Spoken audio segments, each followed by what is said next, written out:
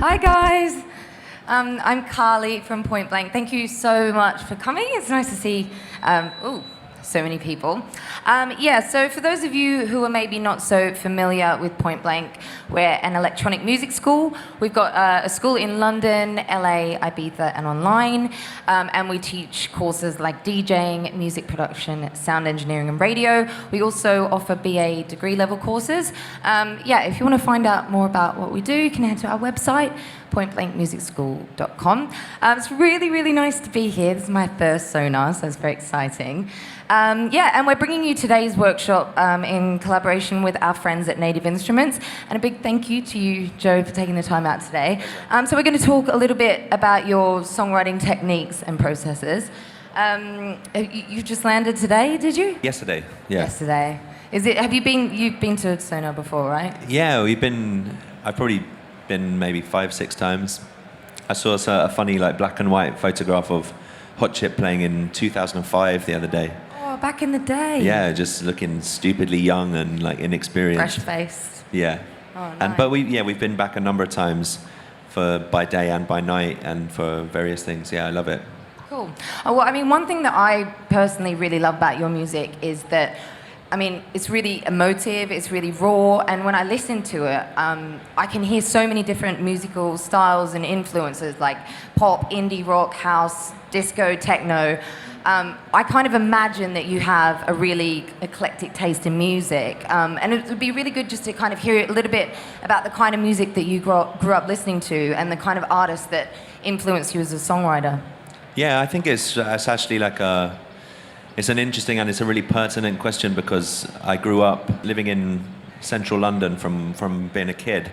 And, as a teenager, every week of my life myself and my friends would be visiting a lot of different clubs and gigs around the city.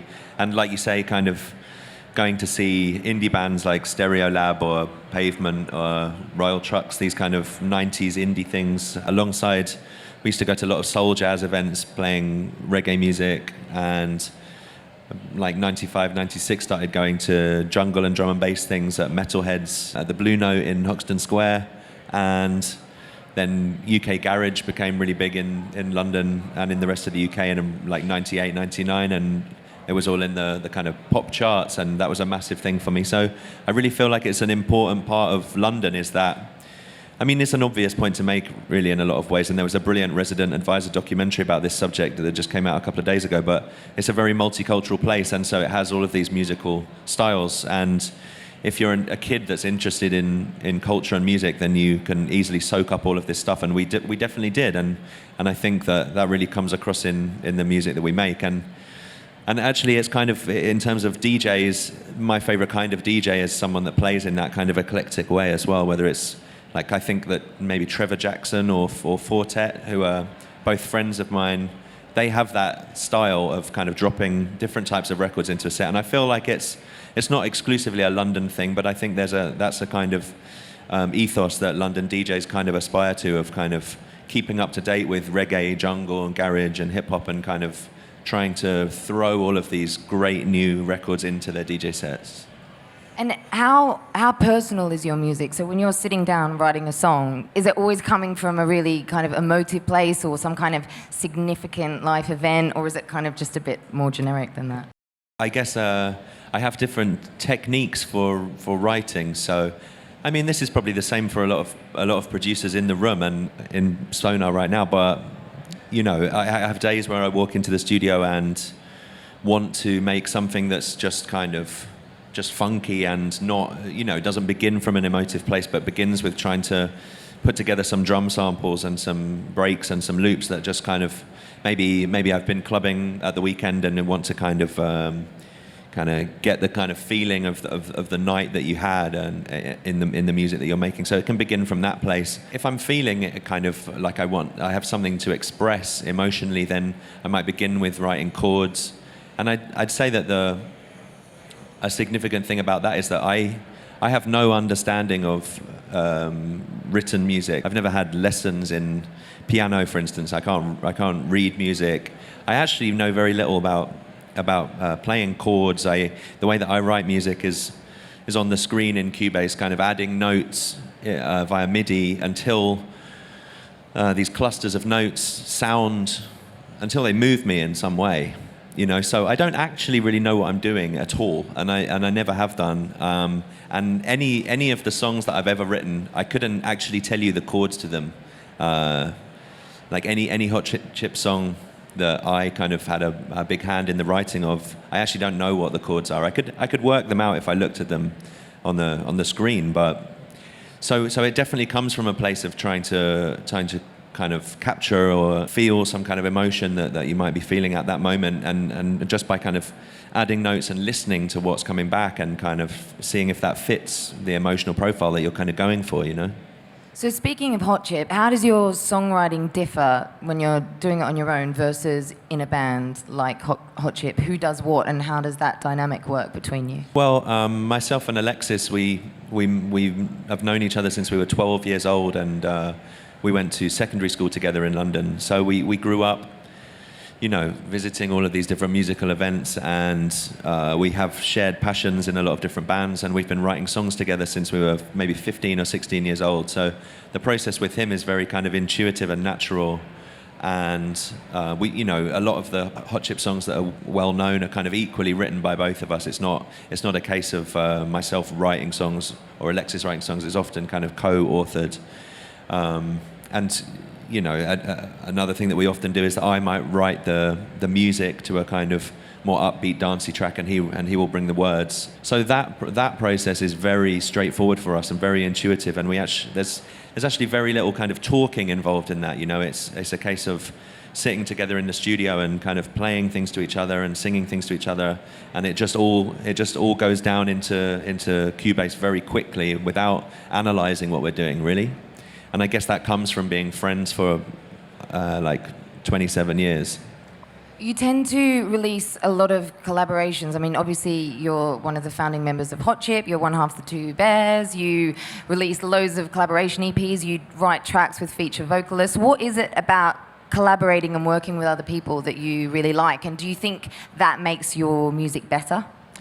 I think that's a really interesting question, particularly right now in 2017, because I feel like people who are kind of alone and making music on a laptop can create incredible things just as an individual, and doing all of those different jobs: writing, singing, producing, engineering, mixing.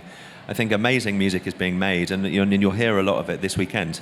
But I feel like collaboration in music is really kind of really a beautiful thing and a wonderful human thing that is a very natural, and that collaborative thing has been important in most of the music that I'm really passionate about. I'd say if I had to pick musical forms that I feel most strongly passionate about, it would be kind of 60s and 70s soul and disco and these type of things, which were all about collaboration between a songwriter and a bunch of often session musicians, engineers in the studio that were very highly trained just at engineering, and a mixer who specialized in that, a producer that maybe didn't really play anything but just got the musicians together into the room and inspired them. So I feel like that collaborative thing and that thing of musicians being in the same room together and inspiring each other with their energy and their playing in the moment is something that is very, very important. And I think it's the reason why people are going back to music from the 60s, 70s, and 80s so much at this point. And that's really not to say that I find modern, solely electronic music uninspiring in any way. I think there's incredible stuff, but I guess it comes from the fact that economically it's difficult for people to afford all of these different people to be involved with their record right now, So for me, collaborating just feels very kind of essential to what I do, and when I'm part of these collaborations, I try not to really kind of tell the people that I'm collaborating with what to do in any way. I feel like it needs to be a very democratic process, and you kind of have to work together and respect each other. So your most recent album, Electric Lines, was out in April on Domino. How do you approach writing an album? Was that kind of like, right, in the studio, I'm going to make an album? Or was it more of an organic kind of collection of songs over the years that you kind of weave together? For this record, all of the songs were written kind of as a group. There were no tracks that were kind of older that I kind of brought back from an older hard drive or something like that, which sometimes does happen. I'm sure it does for all of us that produce music. So they were all written as a batch. You get one or two kind of key tracks on a record. You know, if you work for a few months, you realize that you have, say, 3 or 4 ideas that are strong, that you feel proud of. You feel proud when you play them to friends and people that you respect. You know that these are kind of going to be core tracks on a record, you know, and they become like a kind of frame that you kind of hang the rest of the album around, you know. So I feel like once I have like 3 or 4 tracks like that, then you can start to conceptually think about what the record is going to be, you know, and that makes the process of writing more songs and finishing the album much easier for me, because you essentially kind of feel like you have those moments in the record that are going to be standout moments. So for me, that's kind of always been the way that I've felt about writing albums with Hot Chip or Two Bears or this project. So there's a couple of tracks on the album, Music is the Answer and Ordinary Madness. That's right. And so Jess Mills, she's also known as Slow, is that right? Yeah, so she featured as a vocalist on both of those tracks. Can you talk to us a little bit about the process and working with her, and kind of, you know, did she write the melody and the lyrics, or how did that work?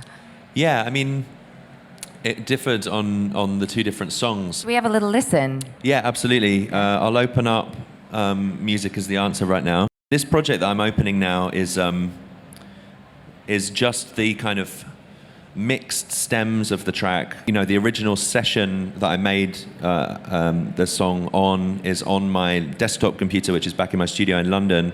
So these are the stems of the kind of mixed version that was mixed by Tom Elmhurst, who is a very kind of successful modern mix engineer that works on, you know, Adele records and something. So I thought it might be kind of interesting for people to hear the stems that he sent me as well. I'll play a little bit of the track and then break it down a little bit for everybody afterwards. Cool.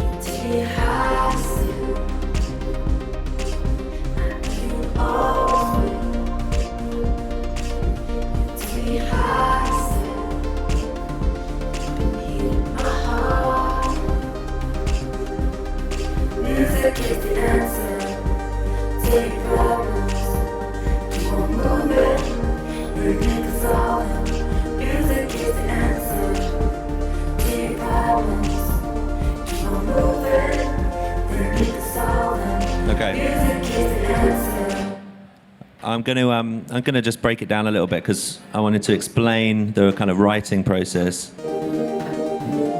This is the first thing I made for the track, this sequence of chords, again, which I don't know what any of these chords are. I just kind of, you know, I play around with the notes until they make me kind of feel something that I think is interesting, and until I think that the progression is kind of slightly unexpected and, you know, something that interests me, you know, as a loop. I guess that's the way that everyone does it to a certain extent. When I had this, I kind of looked around for like lyrical inspiration, and I realized that the Music is the Answer sample, which I'll try and find for you, just kind of works amazingly well, like very naturally. I heard that sample. Raf used to play it when we were DJing together. I don't actually know which track it's on.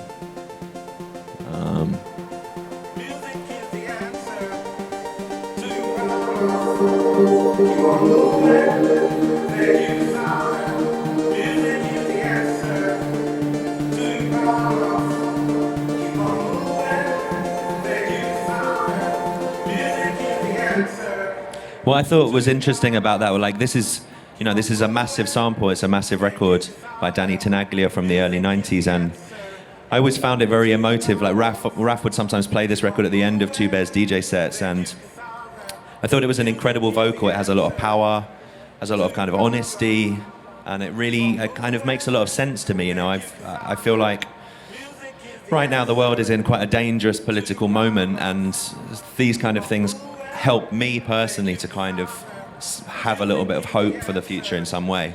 And also I thought it would be interesting to kind of take very much a quite banging deep house track and slow it down and add these emotive chords and turn it into much more of a kind of song with verses and with other words kind of building around this. But this was the beginning of the song. And at this point, when I had this chord sequence and this sample, is when I asked Jess Mills to kind of come into the studio and listen to that as a basis, and we kind of wrote the rest of the song around that.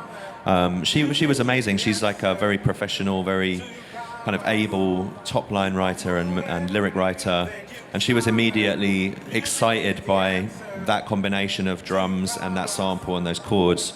So I kind of, from her excitement, I knew that she would kind of come back with something that was good, you know. I think it's very obvious when you're working with a singer when an idea is going to work out, because you can kind of see it in their face whether the idea is something that they really kind of gravitate towards and empathize with and can work with.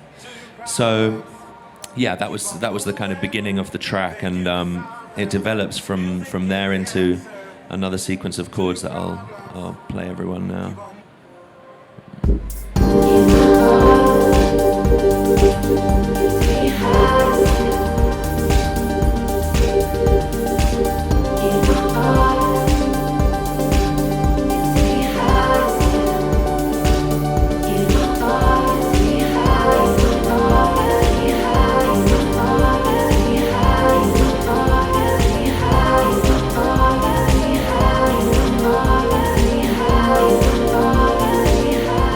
I think at that point in the song, it goes from feeling quite kind of minor key, like hopeless, to feeling kind of positive and hopeful at that moment. I think those chord changes kind of help to move it into a more kind of positive place where, you know, you're kind of seeing the possibilities of music kind of helping you as a person.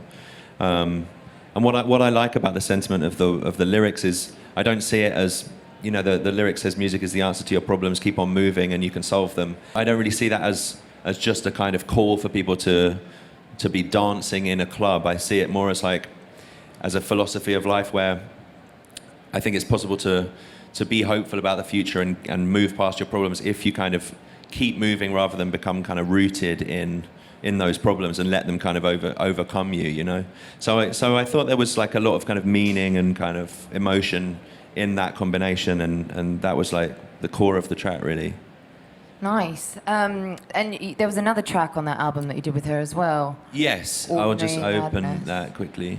So how did you end up working with Jess?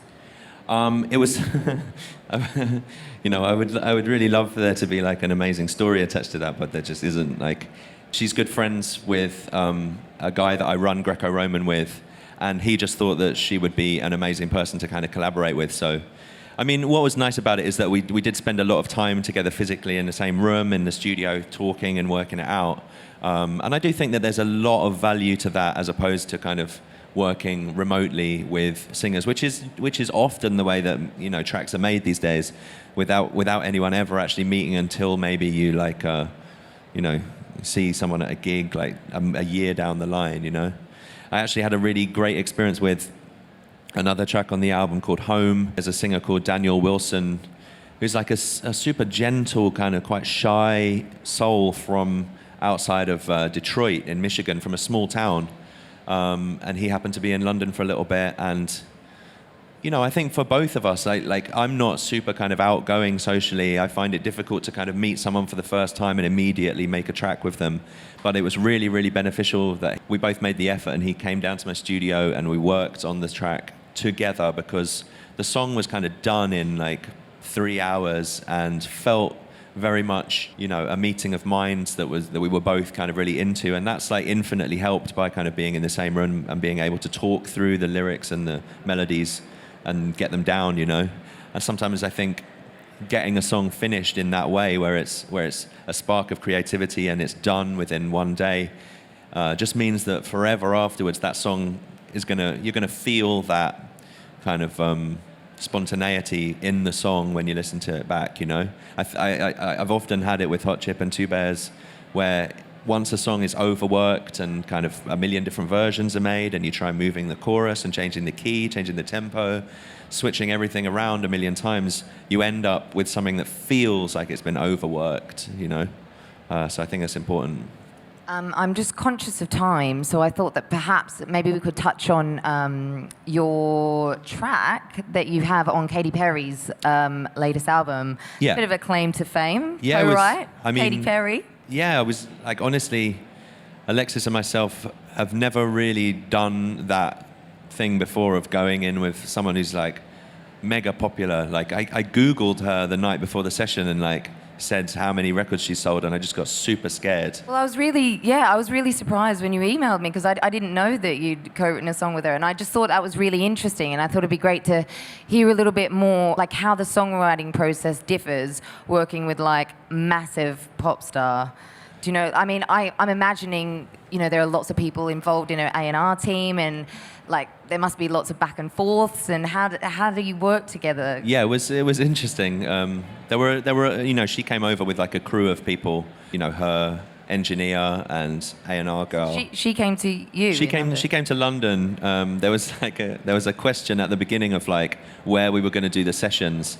And, you know, for a few days I was thinking, yeah, she should just come to like my studio, which is like a pretty damp basement in East London. And then the toilet broke, and it became like really, really clear that that was not how she rolls.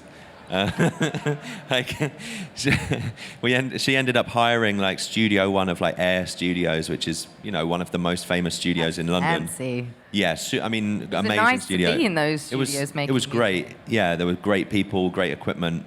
But what was actually interesting about it, as I said, I've never done anything like this before. What was interesting about it was, you know, I thought a lot of these people with her might be there when we're working, but actually when it got down to working together, everyone else was just like ushered out of the door, and it was myself and Alexis and her, a songwriter that she's been working with a lot on this latest record, a friend of hers. So it was the four of us, and we played her a bunch of these kind of beginning demos that we'd made that were generally like a verse and a chorus and a few like drum loops thrown together quite quickly.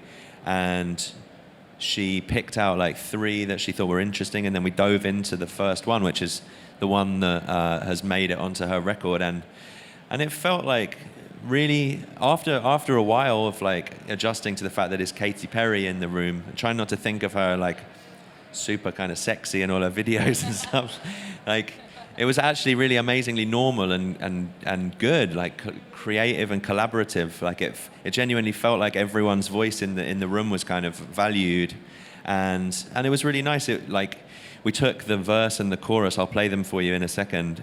A verse and a pre-chorus, sorry, and went into the big studio where there's a massive grand piano, and kind of wrote new parts, rearranged things a little bit, and kind of got into it quite quickly. And it made me feel, it was super exhilarating for me, and made me feel like I want to kind of try this more, you know. It felt like a kind of real step up for me. I was kind of learning from her, essentially, because she's worked with a lot of massive songwriters and producers, and I felt like it was a massive learning thing for me.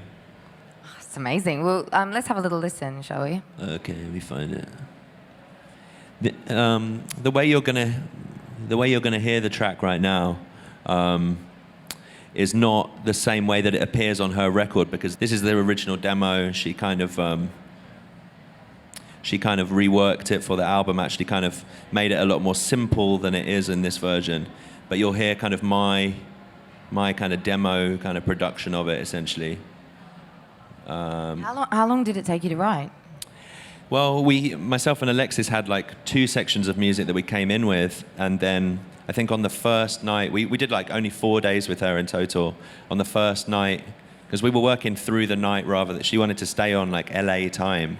So we would work she would come in at like 7 in the evening and work until 2, 3 in the morning, something like that.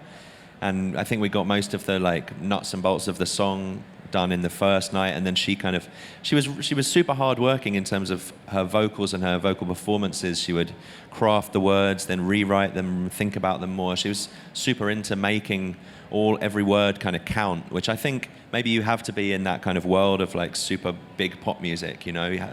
Each message has to be really kind of clear, you know. So anyway, let's see how this sounds.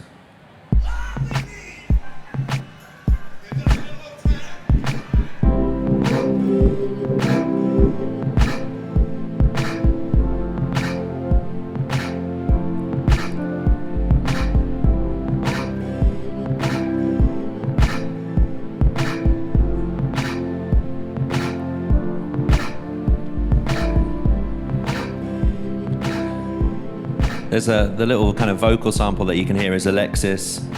Something that we did previously from the demo.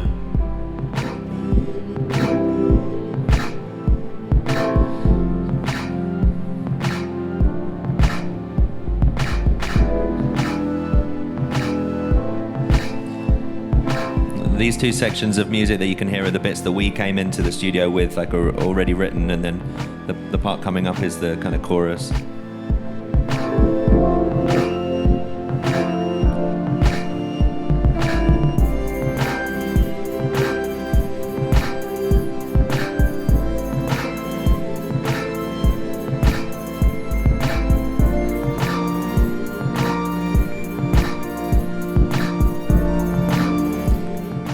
The sounds that you can hear is like a mixture of soft synths, and then I brought my like Euro rack synths into the studio and kind of did a lot of live takes so it sounds like this.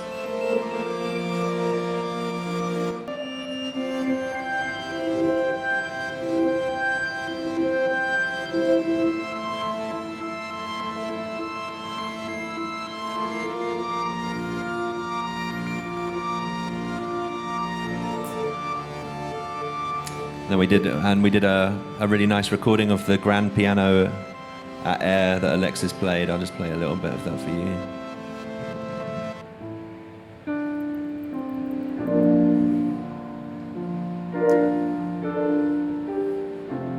Does Alexis know what chords he's playing? Yeah, Alexis knows what chords he's playing. I actually think that maybe that's kind of like a good thing about our creative relationship is I don't know what I'm doing. I kind of working purely on kind of intuition, I guess. He's a little bit more musically trained, and he, you know, when we get into rehearsals for a live show, for instance, he can help me like decipher what chords that are in the songs, and we, you know, work them out with the band.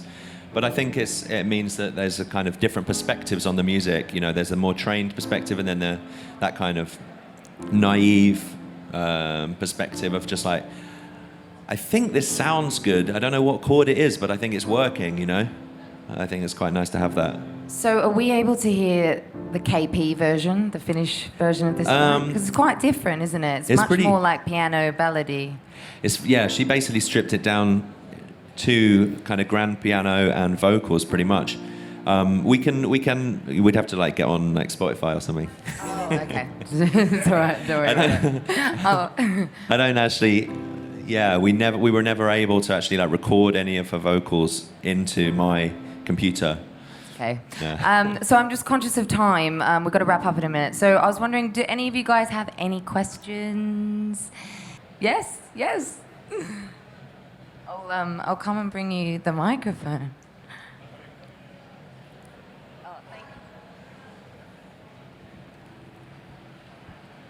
I'm just wondering, when you did the collaborative thing with Katy Perry, did you feel you were compromising yourself as an artist, or how important is it for you to maintain hot chip sound in a collaboration like that? Honestly, I just saw it as like a way for me to kind of learn about songwriting, really.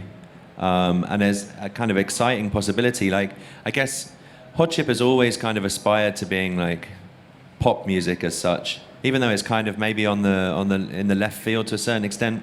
I'm naturally a fan of pretty like big pop music, like ABBA, for instance. I think an incredible band, you know. I'm really happy like DJing at weddings, and I at the same time I love going to Sonar by night and listening to like deep techno for 3 hours. But naturally, my inclination is towards pop music. So for me, I saw it as like an exciting opportunity to try and work on something that was actually like real pop, you know. And it didn't make it into the final track, but I was really excited about the idea of like using like a nice Euro rack like patch within a big pop song, you know. That's kind of what excites me, is like when like Brian Eno works with U2 and is using like mad studio equipment and hardware and effects and stuff that you can hear kind of underneath a kind of big pop record. There's actually sonically interesting stuff going on.